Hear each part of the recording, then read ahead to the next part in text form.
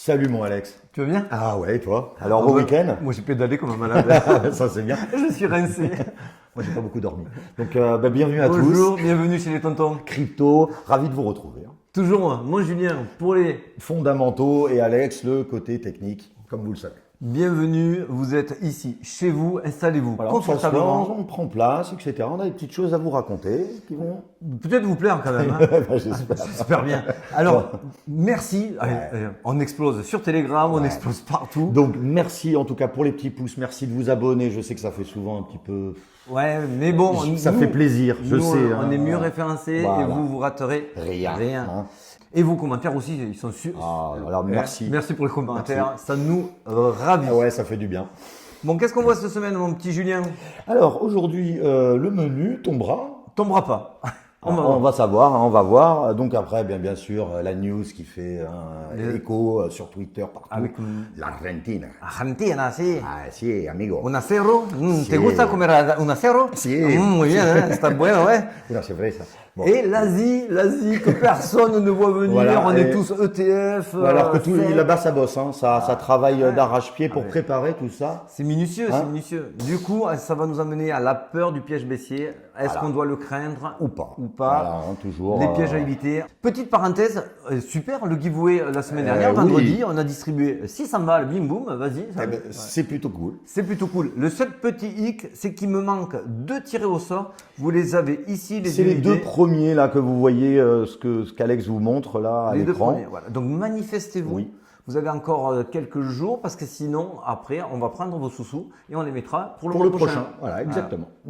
Bon, on attaque direct. Eh ben, on attaque direct, c'est parti. Allez, les news de la semaine.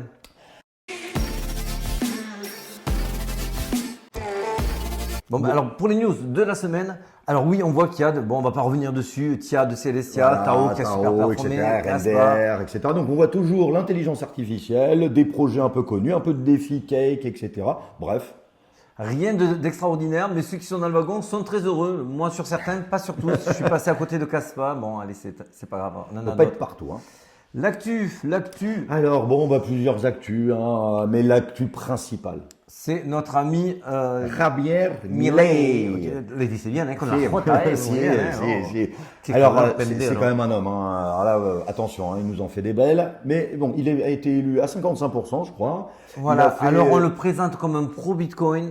Alors oui, bien sûr, il est bien plus pro-Bitcoin que notre ami Joe Biden, CLP Joe. Voilà. Après, moi, j'avais lu qu'apparemment, il voulait demander si c'était plutôt dollar, Bitcoin ou les deux en combinaison. Donc, c'est pour ça que vous avez entendu, il est plutôt pro-Bitcoin. Pro-Bitcoin. On n'a pas encore les confirmations. Donc, Voilà, pour l'instant, on ne sait pas si c'est juste un effet d'annonce, mais en tout cas, il est plus réceptif à la Ouais. crypto que d'autres. Il est anti-banque centrale, donc du coup, c'est très compatible. Mais attention, c'est quelqu'un de très controversé. oui, le voilà, monsieur, hein. hein, c'est Bolsonaro comme mentor Ah ouais. et notre ami Donald. Donald, voilà, Donald la trompette. Donc voilà, donc c'est super, mais attention, c'est un mal pour un bien. Hein, donc, Voilà. En tout cas, ça fait toujours plaisir Ça de fait mettre en plaisir. lumière aussi. Alors, est-ce qu'il l'a Voilà. dit, est-ce qu'il l'a pas dit? En tout cas, il y a beaucoup de news qui le Et mentionnent. nous, si on vous en parle, c'est quand même aussi parce qu'en fait, ça amène beaucoup d'eau à notre moulin Ouais. dans la masse adoption. Beaucoup de personnes qui ont peur du Bitcoin mettent en lumière cette élection, la mettent en lumière, donc met en lumière cette personne-là qui est pro-Bitcoin. Donc pour la masse adoption, Ben oui, parce que ça renforce. On sait bien que, je ne sais pas si vous le savez, mais en Argentine, la monnaie s'est complètement Dévaluée, écroulée, bien sûr. dévaluée. Donc forcément, il fallait trouver des alternatives. Et c'est le dollar. Moi, j'y crois moyen.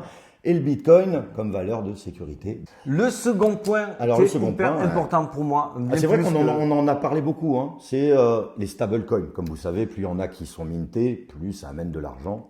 de l'argent frais pour Sur le marché. exactement sur les risques en l'occurrence nos cryptos favorites. Mais là pourquoi je vous en parle, on vous en a déjà parlé semaine dernière, mais pourquoi je vous en parle plus précisément aujourd'hui et hors contexte analyse Bitcoin, parce qu'en fait je veux souligner un point que tout le monde tait ou ne veut voir. C'est vrai que moi, je l'avais pas vu. Hein. Moi, on voyait tous le côté escalier. Les marches de cet escalier sont tout le temps sur du 1h du matin, pile sur la session asiatique. Donc les Asiatiques, à chaque fois, méticuleusement depuis plus d'un mois, vous allez voir, à part 2 ou 3 exceptions près, mais toutes les marches ont lieu à 1h du matin, entre 1h et 2h du matin, 1h et 2h du matin. Ça veut dire quoi? Ça veut dire que les Asiatiques achètent Mint de l'USDT. De l'USDT. Voilà, on a mis de l'USDT, mais c'est du stablecoin pour rentrer dans la cryptosphère. Oui, et d'ailleurs, Vas-y, qu'est-ce que ça donne en fait au niveau graphique? Parce que c'est vrai qu'on se D'ailleurs, dit, je vois du... Ah, regarde sur le cours du Bitcoin. En fait, je vous ai mis en jaune les sessions asiatiques qui ont performé et les carrés bleus, ce sont les sessions américaines qui ont soit dumpé le cours, soit un up and down pour justement piquer des jetons aux mains faibles. Donc c'est vrai qu'on voit que quand même, pendant la nuit, il se passe quand même pas mal de petites choses. Exactement. Là, tu vois, si on regarde depuis début octobre, ça pump sur une session asiatique, ça pump ici aussi sur une session. Exactement. 23, à 2h du matin, 2h du matin également, ici aussi, ici aussi. Donc on voit effectivement, premièrement, donc, qui mint énormément d'USDT à 1h du matin, que deux, on le voit, c'est pour acheter essentiellement du Bitcoin, puisque ça fait pumper le cours. Contre souvent des sessions US qui, elles, soit contre le cours vendent ou soit font un petit peu de manipulation. Pump and dump, histoire de refroidir chercher un petit peu d'argent, refroidir les ardeurs. Ouais, exactement. En tout cas, on voit que l'Asie joue pleinement le jeu. Et pourquoi il joue pleinement le jeu? Et c'est là où ça devient très important. C'est vrai qu'on en a beaucoup parlé. C'est vrai qu'on avait parlé il y a quelques temps, mais on voulait revenir un petit peu là-dessus. Et si les ETF d'Hong Kong, les ETF spot, arrivaient avant ceux de la SEC? En tout cas, on fait le lien récemment entre les sessions asiatiques qui sont en train d'exploser, le fait que les ETF sont en odeur de sainteté. Il faut savoir que Hong Kong a manié le chaud et le froid avec la SFC, qui est l'équivalent de la SEC, la SEC. Donc la SFC, ils étaient pro, puis non, puis ils sont redevenus pro. Et là, ils veulent vraiment autoriser l'exposition des particuliers aux ETF. Sur les professionnels, c'est aussi le cas, mais avec des modalités. En tout cas, aujourd'hui, ce qui est clair, c'est que depuis plus d'1 mois, l'Asie accumule. Est-ce qu'ils ne sont pas sur les starting blocks pour leurs ETF à stocker? Tout à fait. Et en plus, Binance, je ne sais pas si tu savais, via CZ, il a lancé une filiale là-bas qui s'appelle HK, qui a été, on va dire, certifiée là-bas. C'est très, très intéressant parce qu'il pense que ça risque d'être l'un de ses marchés clés. Et s'il y va, c'est pas pour rien. C'est pas pour rien. Donc peut-être qu'il veut faire le custodial comme Coinbase avec la SEC. Peut-être qu'il va être le custodial sur Hong Kong avec la SFC. Voilà, exactement. C'est la nouvelle société HK que vous pourrez regarder. Ce n'est que des suppositions, bien sûr. Tout à fait, bien sûr. Mais il est intéressant quand même de rester focus là-dessus. En tout cas, tant mieux parce que ça maintient une pression acheteuse de dingue depuis des semaines. Et surtout, ils le savent aussi côté US en se disant, tiens, il y a toujours quelqu'un qui peut me racheter la nuit. Et on peut plus faire peut-être la même stratégie qu'ils avaient peut-être en tête. Exactement, il y a peut-être une petite course en tête qui est en train de commencer. Exactement. Et c'est pour ça qu'on n'a toujours pas de fenêtre de retracement pour pouvoir racheter. Tout à fait. C'est encore une hypothèse, mais moi en tout cas, c'est celle que je joue en ce moment. Allez, on continue de suite par le Bitcoin? Allez, c'est parti.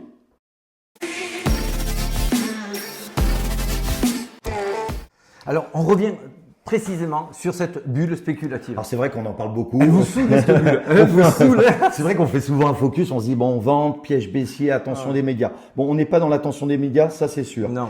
Le piège baissier. Le piège baissier, ce qui est sûr, c'est que vous avez compris qu'il y a une prise de conscience des institutionnels US et autres, en Europe également, puisqu'on voit quand même des sessions européennes qui performent.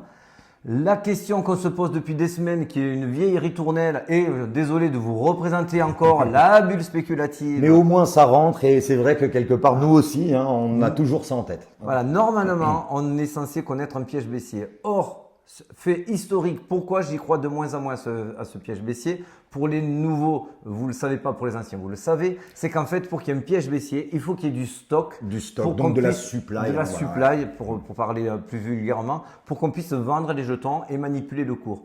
Or, aujourd'hui, est-ce qu'on a de la supply? C'est vrai qu'on vous avait montré quelque chose, je crois, semaine dernière.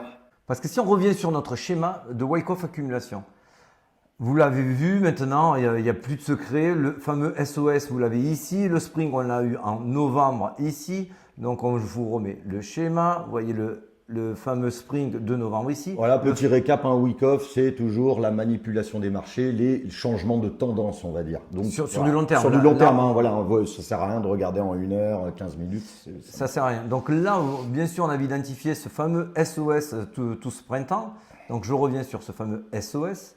Printemps-été d'ailleurs. Donc là, on est sorti par le haut Et aujourd'hui, quand on sort d'un wake-off accumulation par le haut, après avoir fait de la réaccumulation qui correspond au SOS, la phase logique qui suit une réaccumulation, ça va être une première distribution. Tout à fait. Alors, ce qui est à peu près normal. Mais il y a un souci. Il y a un souci, c'est que pour pouvoir distribuer, il faut qu'il y ait une contrepartie. La contrepartie, aujourd'hui, elle n'y est pas. Il n'y a pas de supply. C'est le stock, le fameux stock dont on vous parle qui commençait à être critique. Et je crois que tu vas nous montrer quelque chose au niveau de cette supply. Est-ce que nous en avons à dispo? On vous l'avait montré semaine dernière, on est à moins de 5% de dispo au niveau du supply ou de la supply, chacun dit comme il veut. Donc ça, c'est un premier point essentiel. Le deuxième point essentiel pour pouvoir vendre à des contreparties, il faut qu'il y ait quelqu'un. Il faut qu'il y ait quelqu'un. Et d'abord, il faut qu'elle soit présente et deux, qu'elle accepte de vendre. Voilà. Donc, ok, on a une supply à moins de 5%. Ça, c'est le premier problème. Le second problème, est-ce qu'on a du monde en face pour vendre? C'est ce qu'on vous disait. Et les seules personnes qui ont du Bitcoin aujourd'hui, ce sont des strong hands. Voilà, les long term holders de plus de 1 an. Alors, si vous allez me dire, bah, ils ne vendent pas. Ils ne vendent pas. Alors, ça c'est une donnée qu'on regarde régulièrement, à savoir, est-ce que les gens qui possèdent du Bitcoin depuis plus de 1 an s'accumulent ou diminuent. Ouais. Et là, aujourd'hui, on est sur un ATH, c'est-à-dire qu'il n'y a jamais eu autant de personnes. Il y a plus de 70% de personnes qui ont accumulé du Bitcoin depuis plus de 1 an et ça ne fait qu'augmenter. Donc, ces gens-là, ça c'est très important. Vous n'allez pas leur vendre, leur secouer avec un petit pump and dump de 2000 ou Parce 1000. qu'ils sont là, ils ont été là dans le bear à 15, etc. Enfin voilà, c'est des gens qui ont donc plus d'1 an de Bitcoin avec eux, minimum. Voilà, donc tout ça pour conclure et résumer sur ce chapitre-là. Aujourd'hui, on ne croit de moins en moins au piège baissier parce qu'il n'y a pas de supply, parce qu'il n'y a pas de vendeurs non plus qui soient disponibles à mettre ces bitcoins en vente. Et il y a une pression acheteuse de dingue comme on a rarement vu, poussée par l'Asie comme on l'a vu en première partie. Les États-Unis qui veulent pas être largués, on sent que la SEC va lâcher bientôt ses ETF spot. Ils ont même dit, pour nous, janvier, ça serait peut-être le dernier délai avant de les accepter. C'est vrai qu'ils sont sous pression là. Donc ça approche énormément. En tout cas, aujourd'hui, là, on est toujours en weekly. On voit ce fameux SOS qui était aussi les 3 flux haussiers, les 2 flux correctifs avant d'exploser sur la zone. Cette fameuse zone des 38-42 000 qui est pour nous une zone à risque malgré tout. Même de si, turbulence. Exactement, même si aujourd'hui on vous dit qu'on ne voit pas le piège baissier, il se peut qu'il y en ait un quand même malgré tout. Mais aujourd'hui, on n'a pas les datas et j'ai pas la psychologie du marché qui me fait croire à un piège baissier maintenant. En revanche, c'est vrai qu'aujourd'hui, tout le monde, j'ai même vu des affiches qui ressemblent un petit peu à la nôtre. On est tous à se dire, attention, piège ou pas piège. Donc cette hésitation peut faire que le train peut partir sans être trop chargé. Et ça serait encore très bien. Il est déjà un peu parti quand même. Le train. Oui, il est un petit peu parti depuis quelques temps quand même. Si on regarde en daily très rapidement, on est sur un canal haussier. Il faut savoir qu'un canal haussier peut majoritairement être cassé par le sud. Or, on a une divergence haussière cachée depuis des journées. Vous voyez, la ligne bleue ici monte et la ligne bleue ici baisse.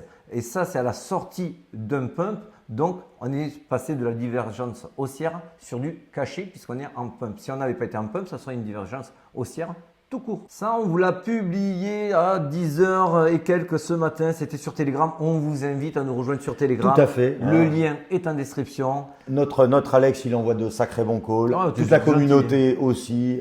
Merci en tout cas. On se régale. On se régale. Donc, écoutez, c'est très simple. J'avais clairement dit ce matin à 10h qu'on était sur une pattern d'un drapeau.